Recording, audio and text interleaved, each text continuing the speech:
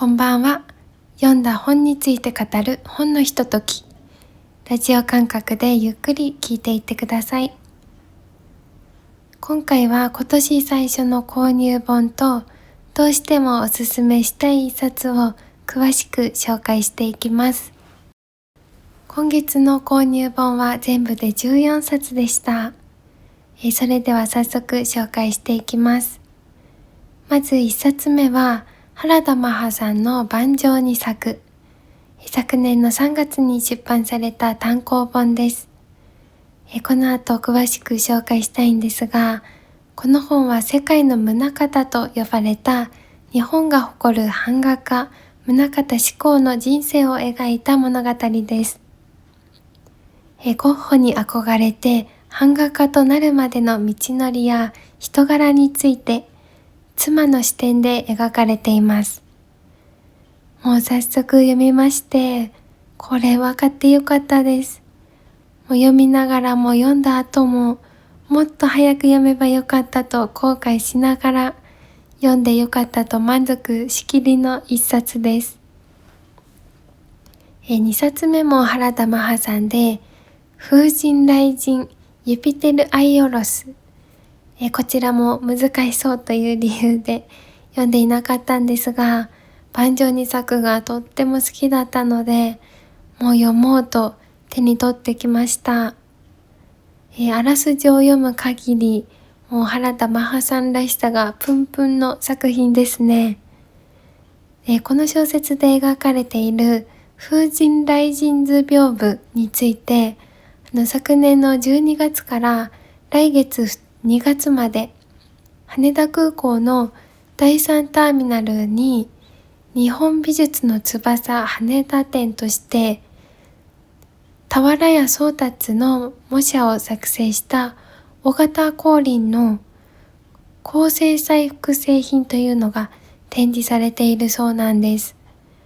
で、この俵屋宗達さんの作品は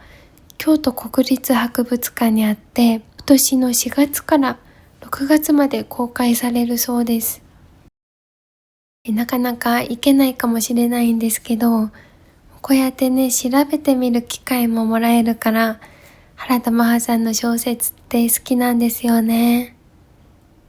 そして読むと実物も見たくなるんですけどね。これから読むのが楽しみです。3冊目は岩井慶也さんの夜更けより静かな場所。これはカバーに惹かれました。あんまり写真のカバーの本買わないんですけど、とっても綺麗で一目惚れです。しかも帯に古書店で開かれる深夜の読書会で男女6人の運命が動き出すと書かれているんですね。もうこんな古書店と深夜の読書会ってもうそんなのパワーワードだと思って思わず惹かれすぎた一冊です。こちらは昨年の10月に出版されていて、直木賞候補作ともなった作品だそうです。6章からなる連作小説で、読書を通じてそれぞれの人生と向き合っていくお話となっています。すごく楽しみな作品です。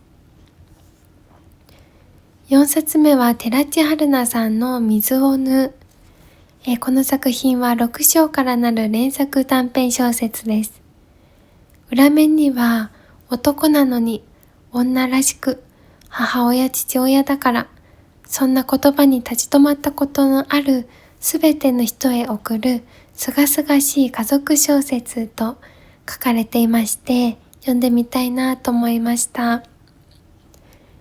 寺地さんの作品は以前小樽石マジカルランドという本を読みまして、人物の心情の描き方が好きだったので、今回もそれぞれに窮屈な思いをしてきたであろう人たちがどう普通という考え方から解放されていくのか、どんな出会いや思いがあったのかを読んでいきたいと思います。5冊目は新川帆立さんのひまわり。こちらは昨年11月に出版された単行本です。新川ホタテさんといえば、弁護士や公正取引委員会の審査官など、自身のキャリアを生かした法律などを扱った小説を手掛けてらっしゃるんですけど、今回は司法試験ということで、まさにご自身の経験も大きいのかなと思います。主人公が思い通りにならない自分の体に立ちはだかる壁にどのような思いを持って立ち向かっていくのか、乗り越えていくのか読んでいきたいと思います。6冊目は伊予原慎さんのブルーネス。こちらの作品は知らなかったんですね。本屋さんでたまたま見つけて、今まで知らなかったタイトルに迷わず手に取ってみました。単行本が2016年、文庫本が2020年に出版されていて、この本は東日本大震災後の津波監視システムの実現に向けたプロジェクトを題材としたエンタメ小説なんだそうです。空渡る教室という作品はモデルがあって、その上で科学とエンタメ要素を織り交ぜていたんですが、この作品も研究者たちのお仕事小説として楽しめるのではないかなと思っています。そして伊予原さんといえば、先日下半期の直木賞受賞作品が発表されましたね。そして作品愛を継ぐ海が受賞されてました。これも来月には読みたいです。7冊目は小川陽子さんのミーナの行進。本屋さんで棚にディスプレイされていて、すごく帯が目を引きまして手に取りました。単行本が2006年、文庫本が2009年に出版されていて、結構前の作品なんですね。なんですが最近海外で話題となっているみたいで、アメリカのタイム誌の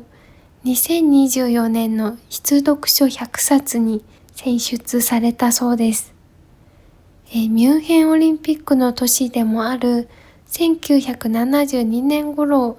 舞台とした本で、2人の少女と家族の物語なんだそうです。そしてね、この作品に登場するペットには小人カバが家族としているんですね。なんかもうそれを見て、ちょっと小川陽子さんっぽいかもと、もうすでに思っています。裏面の内容や帯を見る限り、優しい温かな雰囲気が伝わってくる本です。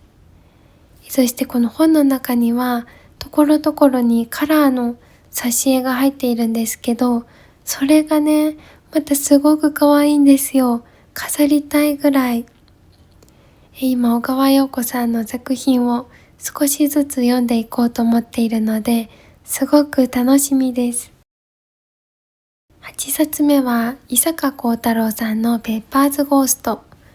こちらの作品は以前単行本で読んだんですが、手放してしまったので、文庫化を待っての再読をしようと思っていました。この本は他人の明日をちょっとだけ知ることができる能力を持つ国語教師が、世界またまた自分を救えるのかというお話なんですね。今作も面白いキャラが登場しているんです。ロシアンブルとアメショウという猫ゴジハンターと呼ばれる二人組が登場するんですが、これがね、伊坂さんの作品によくいる少々暴力的なんだけど、ちょっとなんか憎めないやつみたいなキャラなんですね。今回のこの二人組も結構面白いです。毎回こう来たかと思わせれる展開にワクワクしますね。9冊目は石木さゆりさんの音のない理髪店。ずっと気になっていました。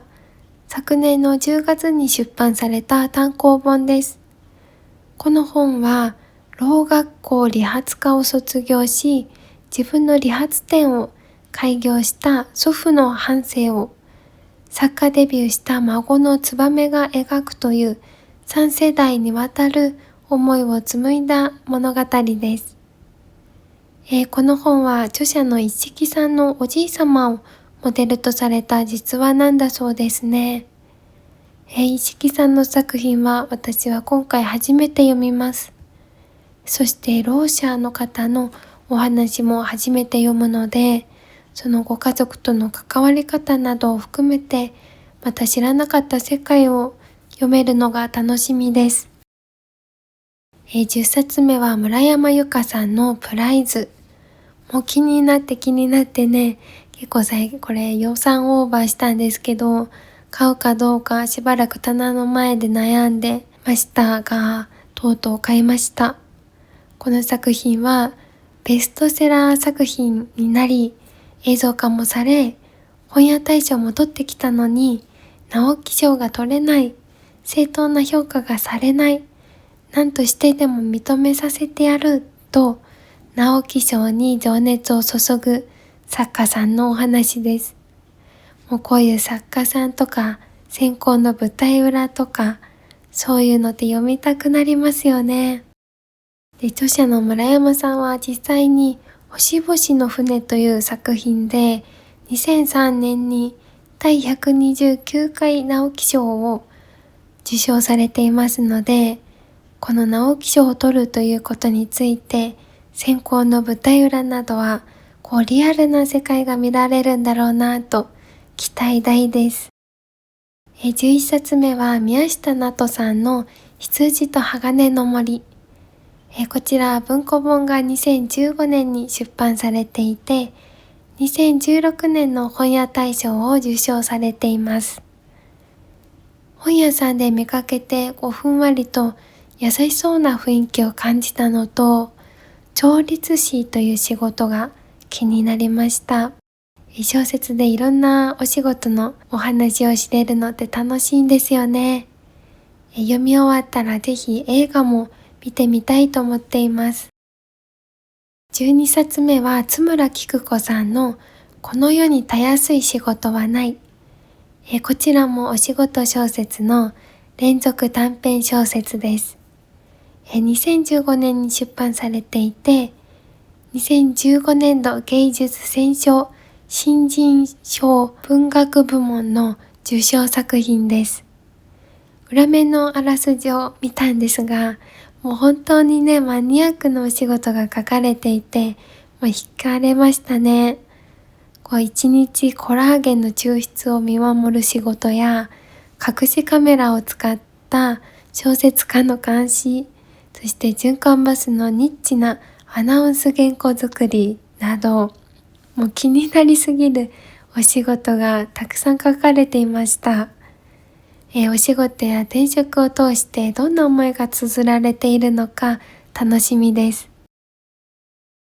13冊目は相坂冬馬さんの同志少女よ敵を撃て。昨年12月に文庫化されていて、今月買おうと決めていました。デビュー作にして第11回アガサ・クリスティ賞を受賞された作品なんだそうです。2022年には本屋大賞も受賞されているんですね。結構なページ数もあって、戦争と復讐という内容でちょっと苦しいんだろうなと思うんですけど、今読んでおきたいかなと思った作品です。14冊目はテイラー・ジェンキンス・リードさん、役を木住美智子さんの女優エブリンの7人の夫。もうこれ本屋さんで買いました。やった。ハリウッド黄金期に活躍した大女優が雑誌の新人記者に語った人生の最後に明かした秘密と贖罪の物語です。以前ブログをスクロールしながらシャーっと見てた時に気になっていました。アメリカで100週以上リスト入りする100万部突破の超ロングセラー作品なんだそうです。で、730ページ超えというもうボリューム大な作品なんですが、買うときにパラパラと読んでみた感じは意外と読みやすそうかなという印象を受けました。英語圏ではかなり人気の本みたいなので、すごく楽しみです。ということで14冊の購入本を紹介しました。気になる本はありましたでしょうか？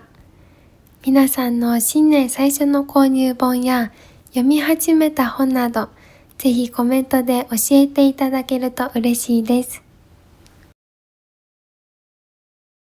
ここからは原田マハさんの盤上2作を紹介していきます。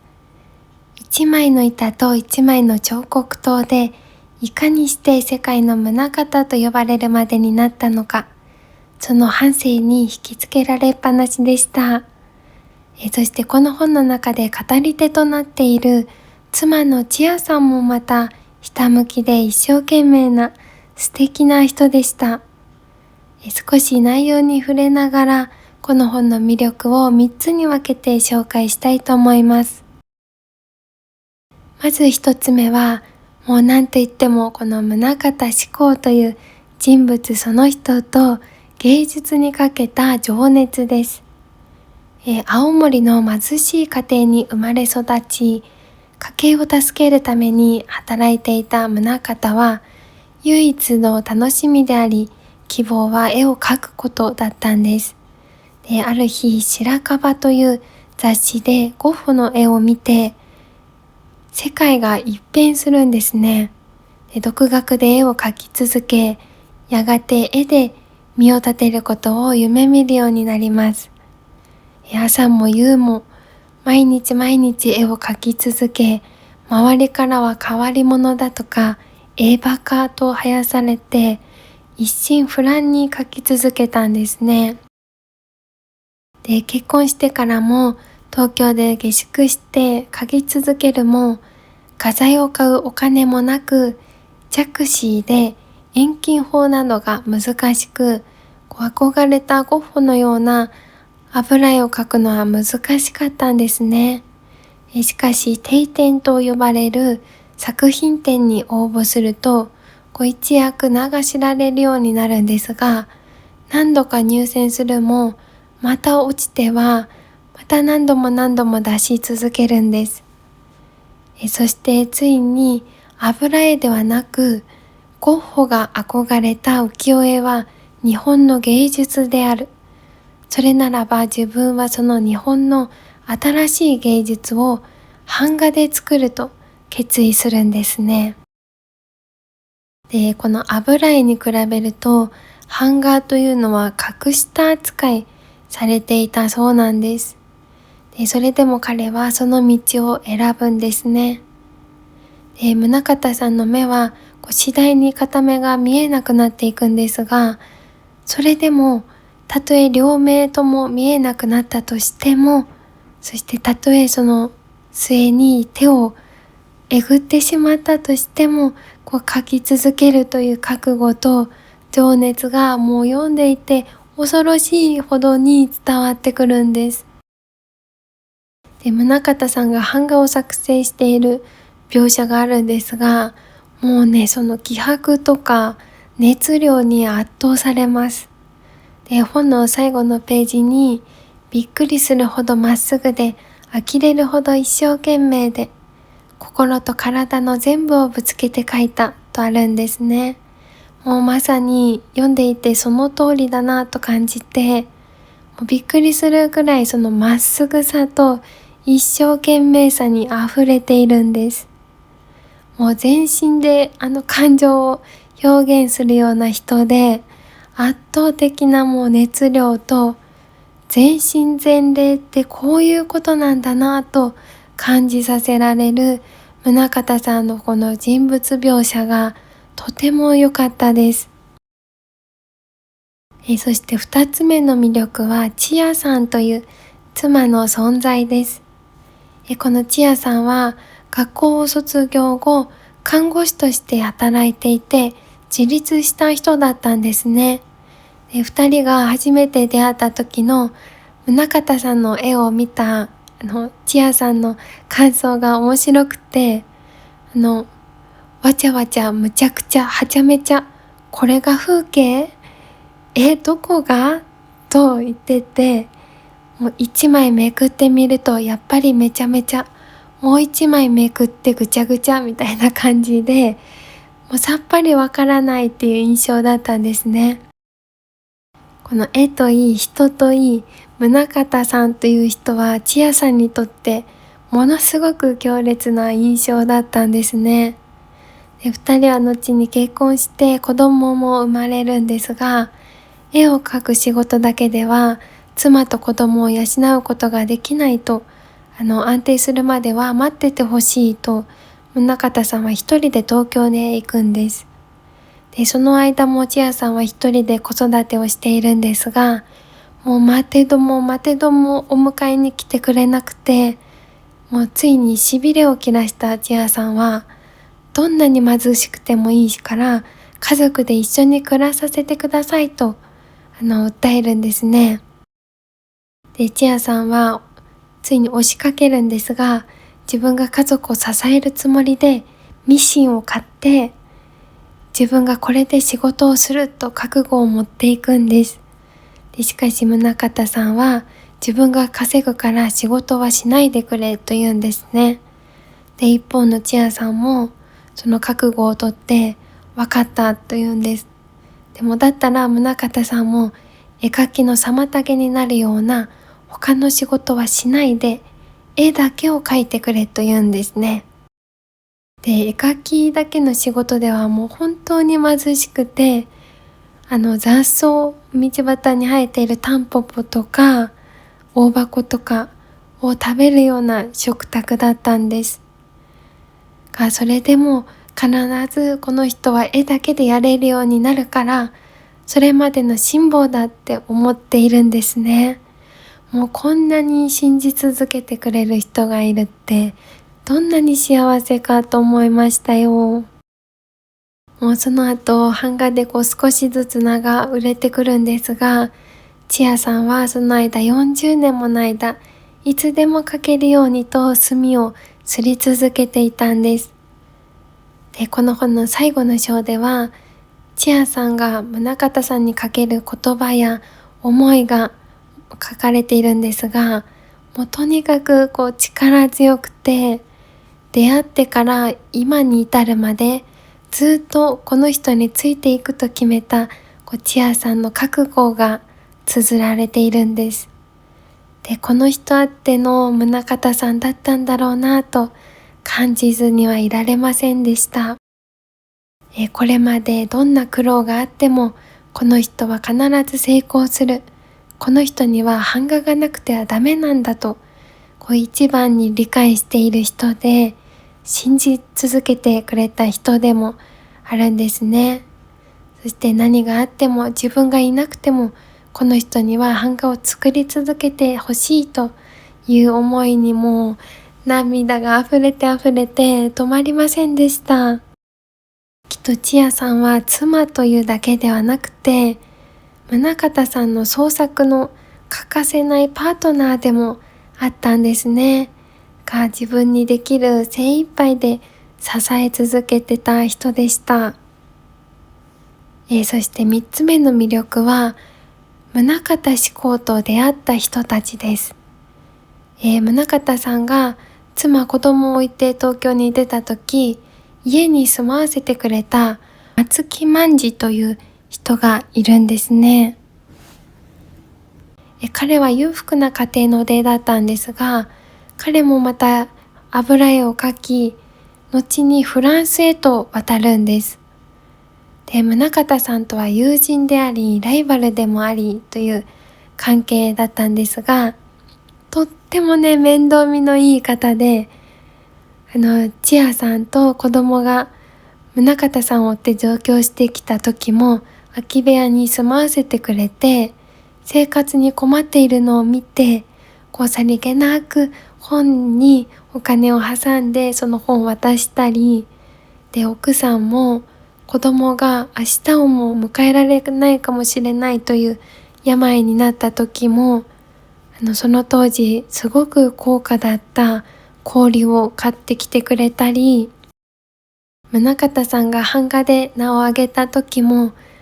もう自分のことのように喜んでくれたりと、本当にいい仲間なんですね。そして展覧会に出展した時に、宗像さんの版画に目を留めたのが、柳宗悦さんという方なんです。この宗悦さんは白樺という雑誌でゴッホの記事を載せた方なんですね。で、宗像さんの才能を見抜き、声をかけ、目をかけ、手厚く支援してくれたんです。柳宗悦さんが千夜さんに言う言葉があって、今日の宗像よりも明日の宗像、明日の宗像よりも明後日の宗像が私は楽しみなんですよ、と声をかけているんですね。この言葉私結構好きでして、この宗悦さんもまた宗像さんの才能を信じて、彼が目指す先に行けるようにと後押ししてくれてたんだなと思いました。もちろん本人の努力や情熱があってこそではあるんですが、一番近くで支えてくれる妻や仲間や、そして可能性を信じてくれた人たちの存在というのは、もうこの創作し高みを目指す上でとても大きな存在なんだろうなと感じました。もう本当に早く読まなかったのがね、悔やまれるくらいで、もうぜひ迷っている方がいらっしゃいましたらおすすめです。何度読み返しても面白くて、込み上げてくるものもあって、笑い泣きした一冊です。そしてこの作品は3年ぶりとなる長編アート小説なんだそうでして、その前作はリボルバーですね。私この盤上に咲くを読んだ後にリボルバーを読みまして、たゆたえども沈まずでは、ゴッホの半生や日本に憧れた姿が描かれていて、リボルバーではゴーギャンと史実の視点からゴッホのその孤独感というのが描かれているんです。そして今作の盤上に咲くでは、ゴッホに憧れた宗像志功ということで、このね、宗像さんの半生とゴッホの半生を読んで、一緒に喜んだり応援したり支えたり、そばにいてくれる人の存在の大きさが余計に感じられましたね。リボルバーに書かれているゴッホにちょっと寂しさをね感じてきてしまいました。彼にも仲間や目にかけてくれる人や寄り添ってくれる人がいたら、また少し違った人生だったのかなと思いを馳せたくもなりましたね。で、日本に憧れたゴッホと、そんなゴッホに憧れた宗像志功、まだ読んでいない方はぜひこのたゆたえども沈まずとリボルバーも合わせて読んでみるのもおすすめだと思います。ということで今回は購入本とおすすめの作品を一冊ご紹介しました。ぜひ気になった方は手に取ってみてください。今月は先月ちょっと買うのを我慢した反動で結構買ってしまいましたね。ちょっとずつ読んでいくのが楽しみです。積読も減らしていきたいですね。で、海外小説も初心者でも読みやすいものをちょっと読んでいきたいなと思っています。というのも去年100年の孤独を買いまして、ご存知ですか？あれもう読むぞと思って勢いよく読み始めたんですけど、途中で挫折しましてね、読書が嫌になりそうになっちゃって、しばらく戻ってこれませんでした。で、それで昨年エッセイを読み始めて、読書欲をちょっとずつ取り戻したんですよ。内容が難しいというのもあったし、読みづらさなのかな、なんかもう読めないと思っちゃったんですよね。なので今年は初心者コースで行こうと思います。今インフルエンザがとても流行っているそうですね。これからもっと寒くなると思いますので、皆さん体調に気をつけてお過ごしください。今回も最後まで聞いていただきありがとうございました。